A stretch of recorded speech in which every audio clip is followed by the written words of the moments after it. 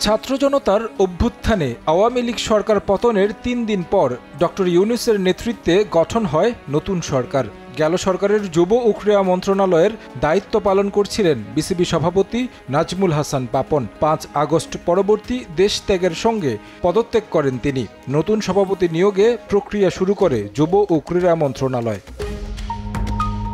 শুরুতে বেশ কয়েকজনের নাম আসলেও শেষ পর্যন্ত সাবেক অধিনায়ক ফারুক আহমেদকে জাতীয় ক্রীড়া পরিষদের কাউন্সিলর করে পরিচালক বানানো হয় বোর্ডের। সঙ্গে এনএসসি কোটায় বোর্ড পরিচালক হন নাজমুল আবেদিন ফাহিম।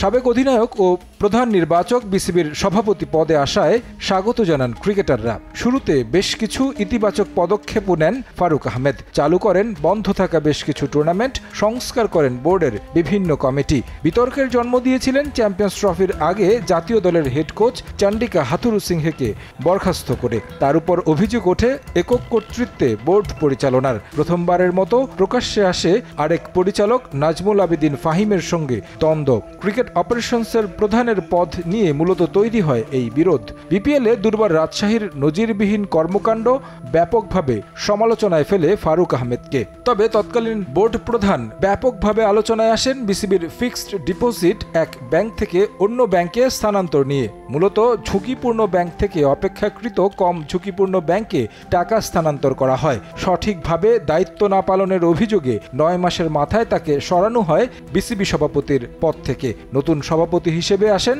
সাবেক অধিনায়ক আমিনুল ইসলাম বুলবুল।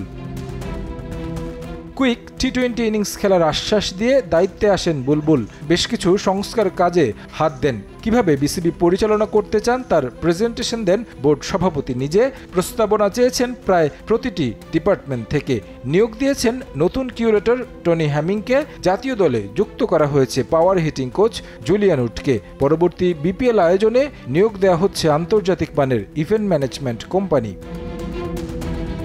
অক্টোবরে হওয়ার কথা বিসিবির নির্বাচন, যেখানে প্রতিদ্বন্দ্বিতার মঞ্চ থেকে নিজের নাম প্রত্যাহার করে নিয়েছেন বোর্ড পরিচালক মাহবুবুল আনাম। আলোচনায় ৩ সাবেক অধিনায়ক ফারুক আহমেদ, তামিম ইকবাল ও বর্তমান সভাপতি আমিনুল ইসলাম বুলবুল। শেষ পর্যন্ত কে হতে যাচ্ছে বোর্ড সভাপতি সেটার জন্য অপেক্ষা করতে হবে আরও কিছুদিন। তারেক হাসান শিমুল, সময় সংবাদ, ঢাকা।